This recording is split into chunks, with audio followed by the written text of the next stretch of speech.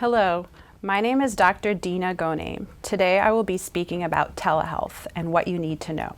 So the topic will be about telehealth and telemedicine, and the focus will be on older adults. The learning audience for this topic is healthcare professionals and community members. I am Dina Ghoneim. I'm a staff psychiatrist at the VA New York Harbor Telemental Health Hub. The first part of this talk will be about understanding telehealth, an introduction. The objectives for this talk will be that the learner will be able to understand definitions of telehealth and telemedicine. They will be able to define telehealth terminology. They will be able to identify the different modalities of telehealth, and they will be able to understand the benefits and limitations of telehealth. So telehealth actually has a pretty broad definition. It is a collection of means or methods for enhancing healthcare, public health, and health education delivery. And telehealth encompasses a broad variety of technologies and tactics to deliver virtual medical, health, and education services. Telehealth is not a specific service, but a collection of means to enhance care and education delivery. As we can see in this next slide, telehealth encompasses a broad variety of different technologies. So in the first picture, you can see that this is a live video interaction. So this is a two-way interaction between a person, such as a patient or caregiver, and their provider. And the provider is using audiovisual telecommunication technology. This type of service is known as synchronous or real-time service.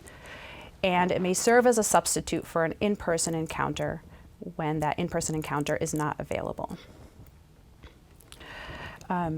The next topic, type of telehealth, is mobile health. This is a relatively new and rapidly evolving aspect of technology-enabled healthcare.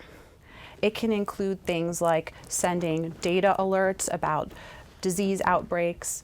It can also include just sending text messages to the patient to remind them to take medication.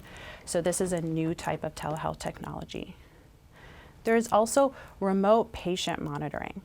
Remote patient monitoring is a type of technology where a patient will be wearing a monitor that will monitor things like heart rate, it'll monitor things like blood oxygen level, and this information will be transmitted wirelessly and securely to the provider, who will then be reviewing that information later.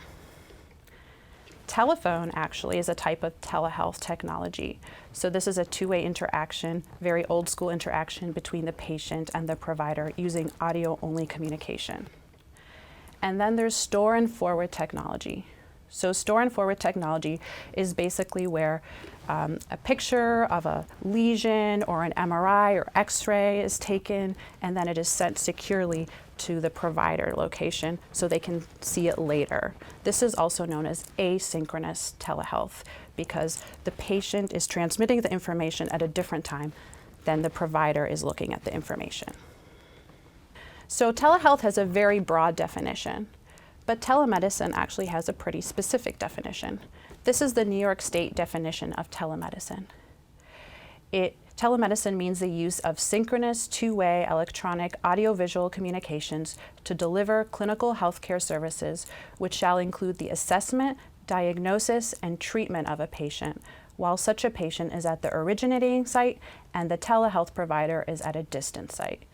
So this is the New York State definition, and this is the definition of telemedicine that most people think of when they use the term telemedicine. So telemedicine can have many benefits for clinical care. The first one is that it's extremely convenient.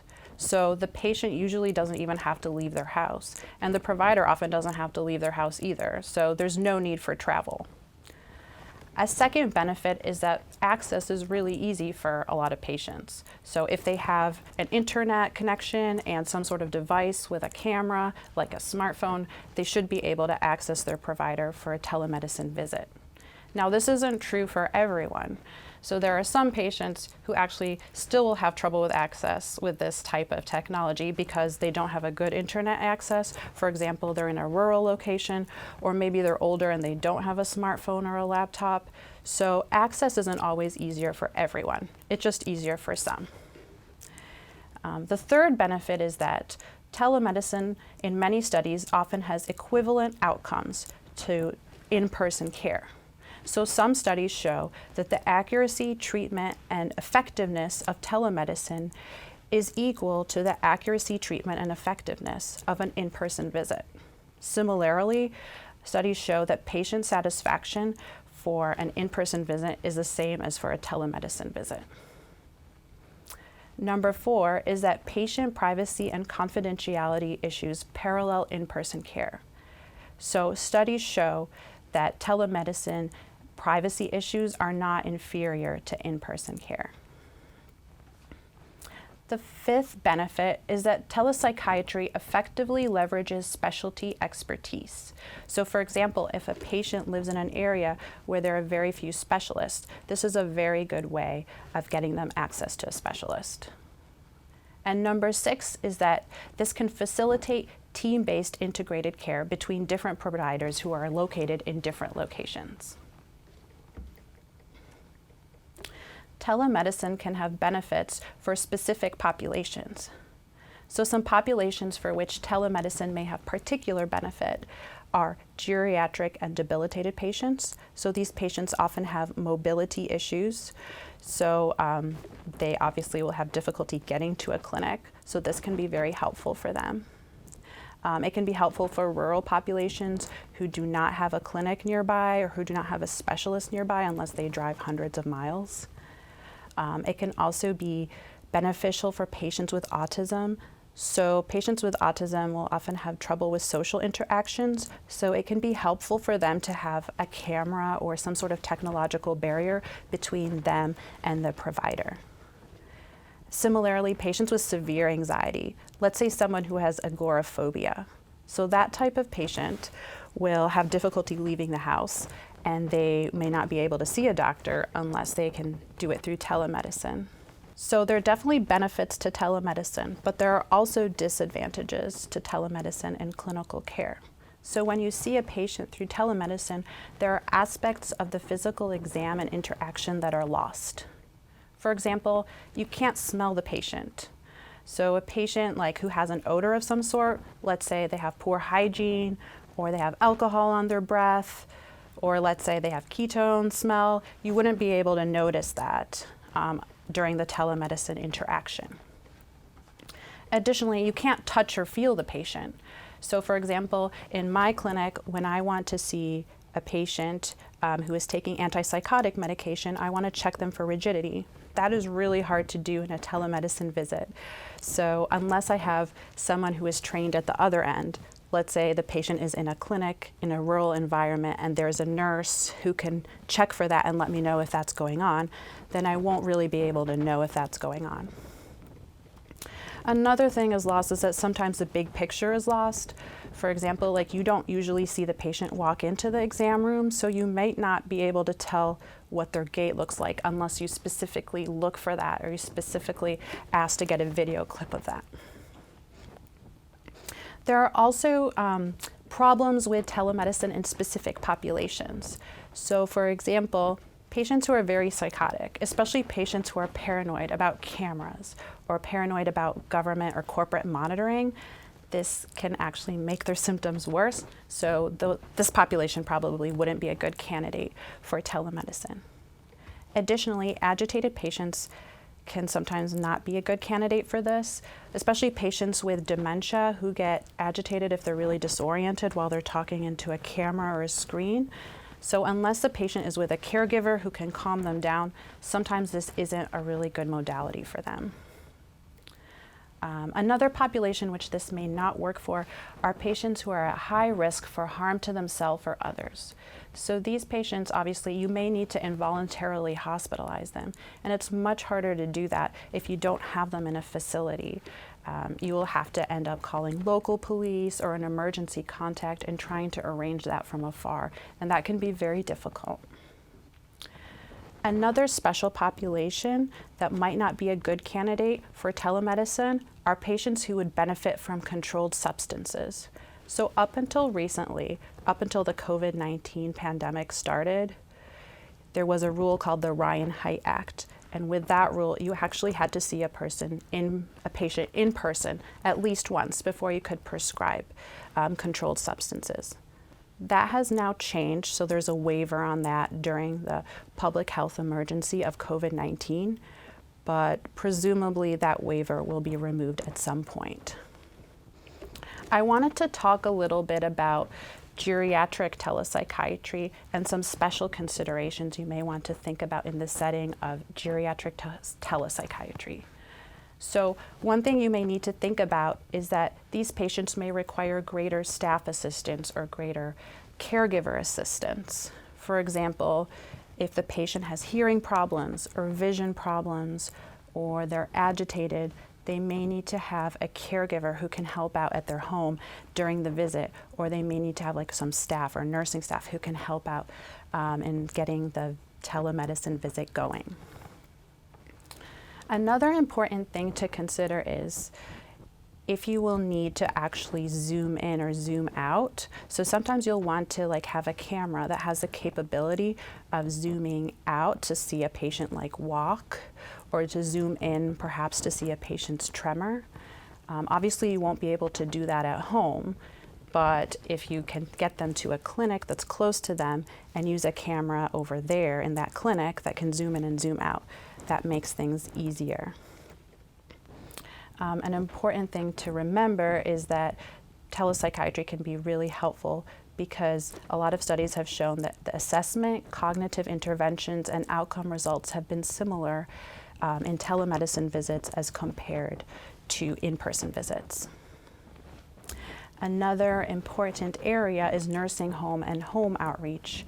A lot of patients suffer without access to care in these environments, and this is a very efficient way to deliver specialty expertise to them. I also wanted to spend some time talking about geriatric telemedicine, especially in the treatment of chronic illnesses. So geriatric telemedicine has been shown to reduce emergency visits, hospitalizations, complications, and increase quality of life for patients with certain chronic illnesses like diabetes, hypertension, pain, congestive heart failure, etc. So basically, the treatment of chronic illnesses with telemedicine has been shown to be superior to in-office visits in some of these studies. Geriatric telemedicine has a lot of potential in the home care environment. There are some really innovative methods of using telemedicine in the home care environment. For example, you can have simple monitoring devices that can assess a patient's gait, pace, activity level, sleep, falls. You can also have monitors that monitor a patient's blood pressure, pulse, oxygen saturation, and weight. All of this information can then be transmitted to a health management office. If any of these parameters look off, a physician's visit can be scheduled via telehealth. Ideally, presumably, a telemedicine intervention can be scheduled around the clock if there is a staff for that. And telemedicine can be used by nurses to transfer images, to evaluate skin lesions or gait, and to discuss telemetry data. Additionally, telemedicine in the home care environment really helps reduce caregiver burden and caregiver sense of isolation in the home. So it has benefits for the patient and the caregiver. Additionally, geriatric telemedicine has a lot of potential in the nursing home and adult living facility environment. In some studies, regular use of telemedicine significantly reduces emergency room visits in this environment. So the next topic I will be discussing is telehealth technology for older adults. In this section, the objectives are that the learner will be able to understand the technical requirements to engage in a video visit as a patient and as a provider. The other objective is that the learner will be able to understand how to prepare for a video visit and what to expect as a patient and as a provider. Okay, so as a provider, the technical requirements that you will need for telemedicine can be as basic or as complex as the physician or organization chooses. So there are some basic things that you will need, and then there are some other choices that are nice but are not absolutely necessary. So the basic needs include a secure broadband internet connection, so that obviously controls the video quality. You will need a secure video connection platform. So these are usually offered by third-party vendors. And you will need technical support in case there is some sort of technical hiccup or issue that will mess up your clinic day. So it's really good to have technical support throughout your day if possible. Some other things that you can add to this that are nice are potentially a recording device. This is sometimes included in the secure video connection platform and integrated into that. You might want a recording device to record portions of the interaction with a patient. Sometimes you will also want to have peripheral and video assist devices that you can integrate into the secure video connection platform. So some examples of that are video otoscopes, electronic stethoscopes, and high definition video cameras. So this is a typical setup for a provider in their home or in their office. So usually the provider will have 2 monitors. One monitor will be for looking at the patient, and the other monitor will be for looking at the patient chart. So this is a very typical setup. Now the technical requirements as a patient are usually very basic. So as a patient, you will want to have a strong internet connection. I often tell patients you can go to speedtest.net to check your internet speed. And as a patient, you will want to aim for at least 50 megabytes per second download speed and at least 5 megabyte per second upload speed. I often tell patients if their Wi-Fi speed is not good enough, they can use their Ethernet connection. They can also use cell phone data plan as well. As for hardware, patients can often use a desktop computer, a laptop computer, a smartphone, or a tablet. And your provider should let you know which one of those things you can use, because some of the video platforms will only use a smartphone and some of them will require that you can only use like a laptop or a desktop computer. Your provider should also let you know which operating system the software supports. And you will need a camera and microphone. Usually that's not an issue because most modern phones and computers will include this. But if not, you may need to purchase an affordable external microphone or camera. So this is a potential, like a very basic setup or what to expect for the patient. So if you're going to be having your telemedicine visit at home as a patient, the first picture would be kind of what you would expect. So if you're at home, you will likely receive an email or text message with a link which you can click on, or you may need to download an app. Once you log in or click on the link, you may be placed in an online waiting room until your provider is ready to speak to you. At that point, it's basically just you speaking into the video and looking into the camera. Another more complicated setup is if you end up going to a clinic, and in that setting, you will be going into appointment just as if you're seeing your doctor as you normally would. A nurse will take you into the room where there is a monitor and a camera. The nurse may make sure that you are set up adequately for the appointment and the doctor can see you and you can see the doctor. They will also make sure that they can assist you with certain devices that may be needed during the visit, such as an otoscope or an electronic stethoscope. The next part of this talk, I will be talking about legalities and risk management in telemedicine. In this portion of the talk, the objective is that the learner will be able to recognize important legal and risk management considerations for providers, including HIPAA and informed consents. And they will be able to list New York State's telehealth waiver and important telehealth information during the COVID-19 crisis and where to locate up-to-date state information. The most important thing to remember when you're thinking about legal issues and risk management is that the standard of care for a telemedicine visit is not different than the standard of care for any regular in-person visit. So the quality of care should remain the same. Another thing to remember is that you should be getting informed consent. So the patient should provide informed consent for treatment by telepsychiatry prior to treatment. And alternatives to telehealth treatment should be described. Now, not all states require this, but it's just good practice to get informed consent in any case. Another thing to remember is the Ryan-Haidt Act of 2008, which is enforced by the DEA, which I discussed earlier. This act requires that a patient who is issued a controlled substance needs to be seen for an in-person visit at least once every 24 months and initially as well. So during COVID-19, the Ryan-Haidt Act has actually been waived, so you can now see patients in a telemedicine format for the first time and prescribe controlled substance. But again, we don't know how long that waiver will exist and when we'll need to go back to seeing patients initially as an in-person appointment. Another really important thing to think about for risk management is emergency procedures. So before you even bring in the patient, you should think, is the patient appropriate for the setting? You should actually be screening the patients. So we talked about certain populations where telemedicine may not be a good fit, such as patients who are very agitated or patients who have high risk of harm to themselves or others. So you want to try to screen out those patients if possible. You also want to have emergency procedures in place in case there is an emergency.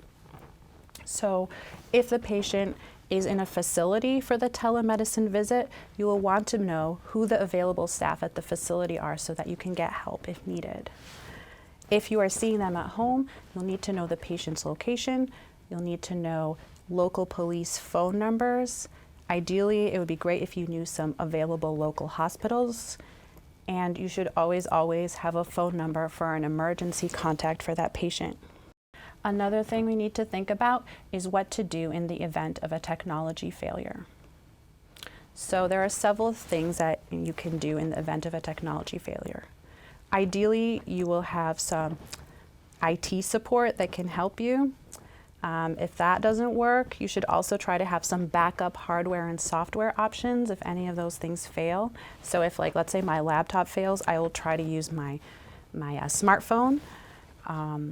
Another thing that you can do is if the telemedicine visit fails while you're talking to the patient on your phone, let's say, or on your laptop, then you can then just do an audio-only telephone call to finish the visit. And last but not least, if it's not an urgent issue, sometimes you do have to reschedule the appointment for a later time if nothing else works out. Another important thing to think about in regards to risk management is malpractice, what to do if you are sued by a patient. So you need to think about whether your malpractice insurance actually covers telemedicine in their standard coverage. Some insurances cover it and some don't, and if they don't, then you need to buy supplemental insurance coverage. The bottom line is you need to make sure that telemedicine is covered. Another thing you need to think about is state licensing requirements. So state licensing boards consider care to be rendered wherever the patient is located. So if you are located in New York as the provider and your patient is located in Arkansas, you will need to have a license for Arkansas. Some states provide special telemedicine licenses too. So you might not need to be licensed, but you could get like a telemedicine license for some of these states. The important thing to remember here is that you need to check with your state's medical license to make sure that you're allowed to practice and see a patient there. With COVID-19, a lot of these licensure requirements have been removed, so you actually can see patients in different states if you're not licensed in that state, but that's not always the case.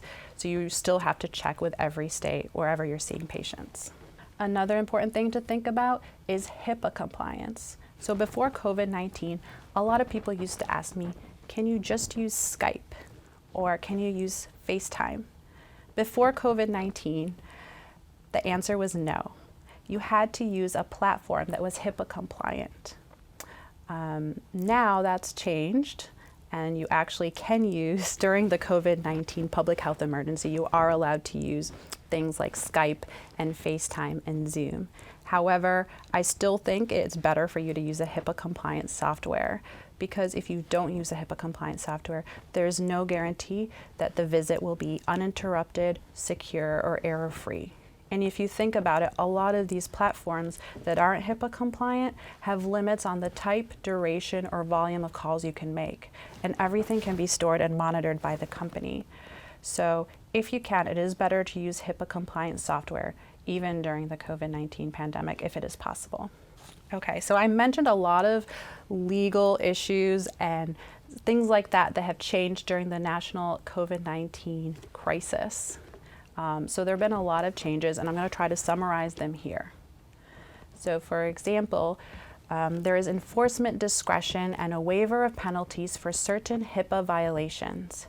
So as I mentioned before, providers can now use everyday communication technologies like Skype and FaceTime to see patients. Another thing that has changed is there's a waiver of the Ryan Haidt Act by the U.S. Drug Enforcement Administration, which means that prescribers can prescribe controlled substances without initial in-person evaluations. And there have been a lot of changes related to state actions regarding medical licensure. So many states have now waived or modified requirements for medical licensure. And most states actually have temporarily allowed providers licensed outside the state to treat patients through telemedicine. But that's not true across the board, so you still have to check and make sure that you're allowed to see a patient in a different state. Similarly, there have been some changes with the COVID-19 pandemic to the regulations regarding New York State Medicaid. So with New York State Medicaid, let me say that again. With New York State Medicaid, the definition of telehealth now includes telephone and audio-only format. So the Medicaid now allows that you can use audio-only phones to deliver services during the public health emergency, whereas that did not used to be the case. Now there is also no limitation on where the patient member can be located, and the patient member can be located in their own home. Whereas before, New York State Medicaid had a rule that they actually had to be in a facility or like a hospital or clinic. Now that is no longer the case for Medicaid. Also, there is no limitation on where the provider can be located as long as they are located anywhere in the 50 states in the United States. So several changes for New York State Medicaid as well.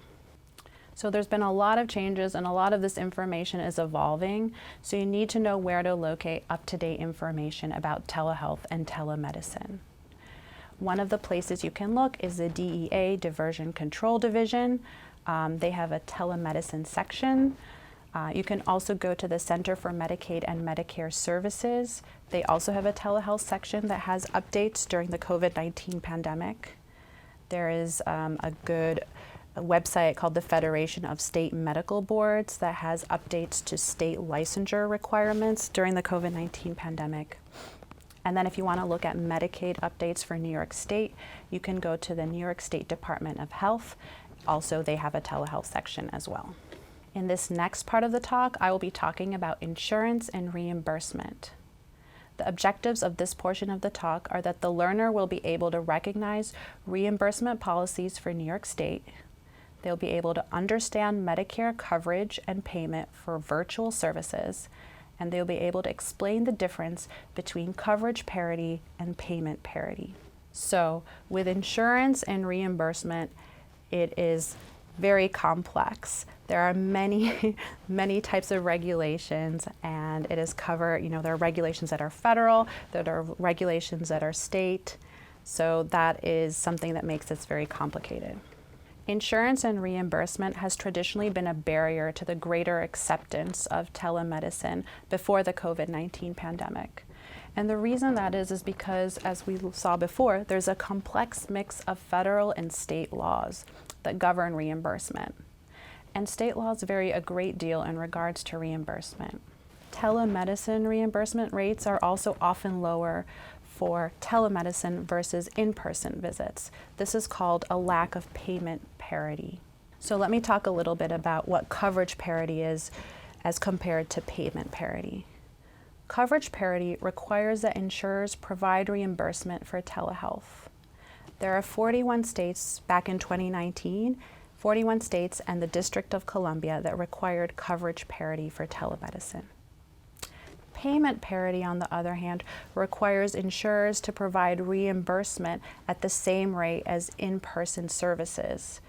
So there are much fewer states in 2019 who had payment parity. There were only about 6 to 10 states in 2019 that had payment parity. During the COVID-19 pandemic, there have been more and more states that are now requiring coverage and payment parity. If you look at the most recent data, and this is changing, but there are now about 17 states that require both coverage and payment parity.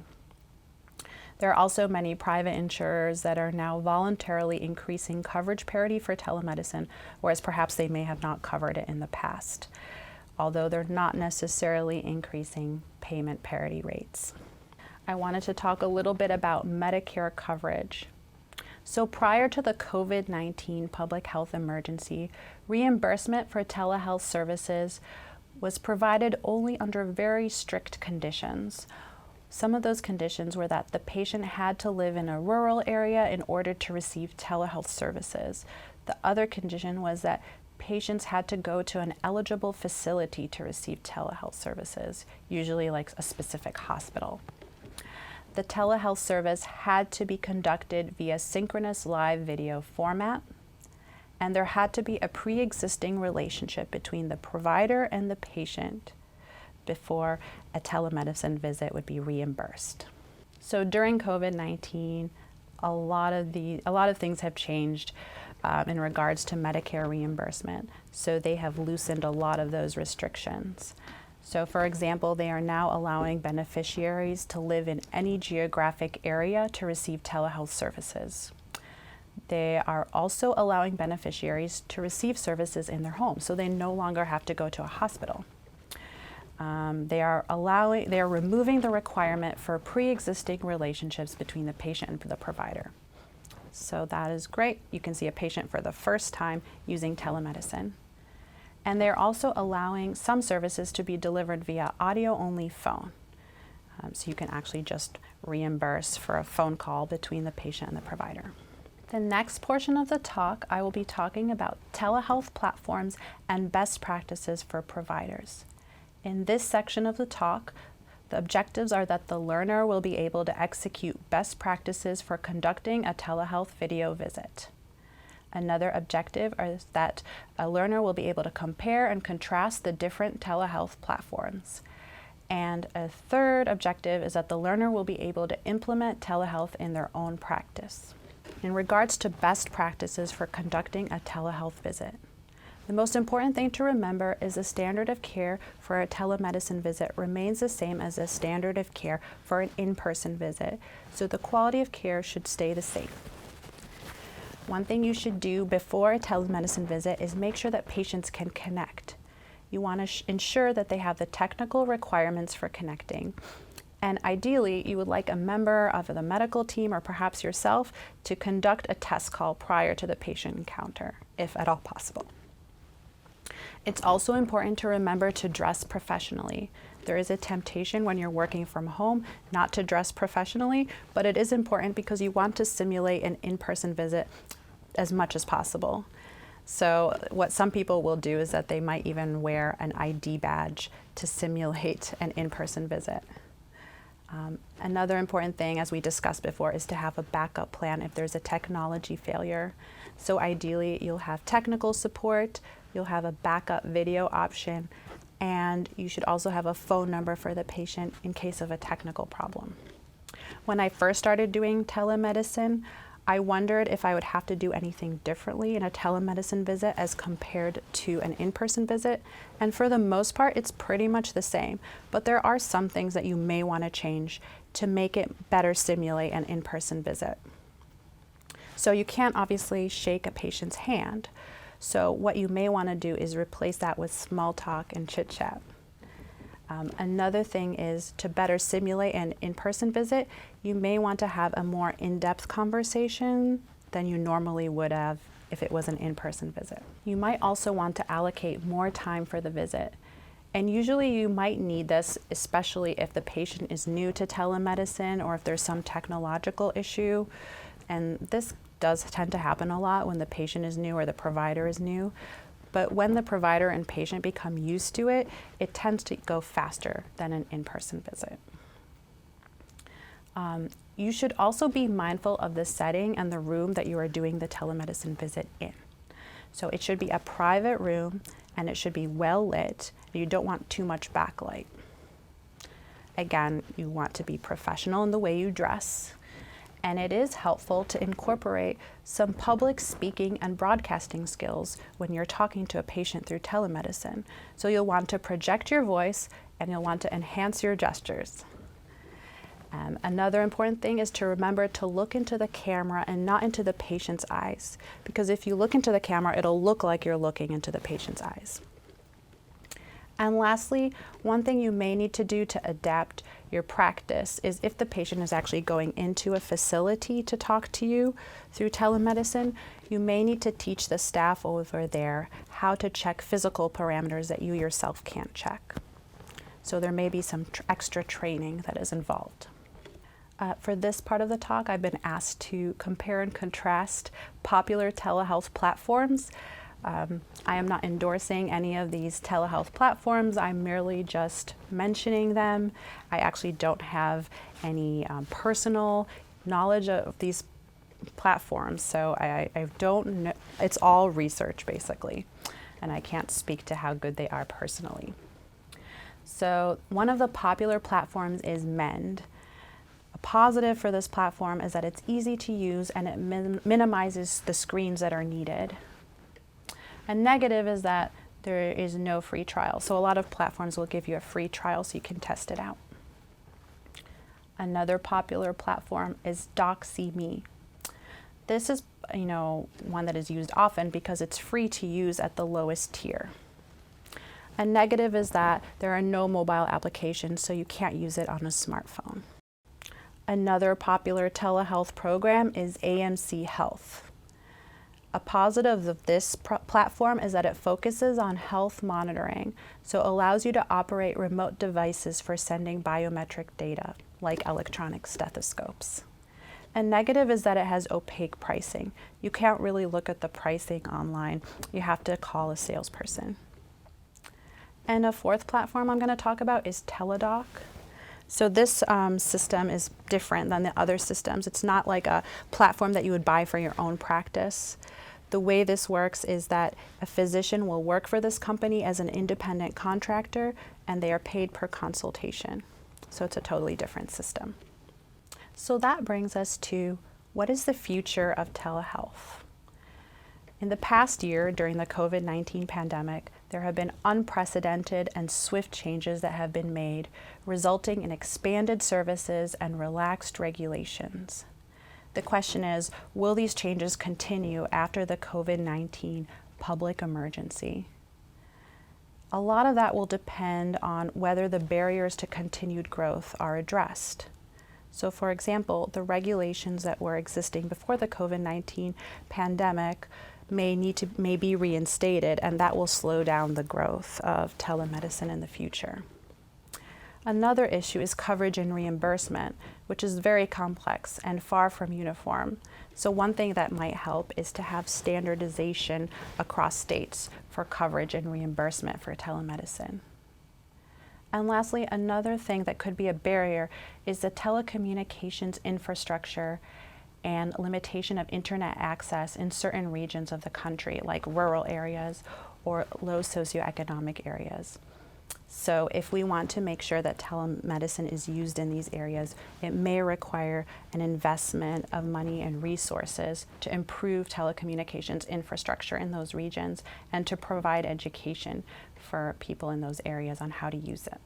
In case you want to look at telemedicine going forward, there are some very helpful resources online that I use for my presentation and for information. One of these is the American Psychiatric Association Telepsychiatry Toolkit. Another is the American Telemedicine Association. Another one is the Center for Connected Health Policy.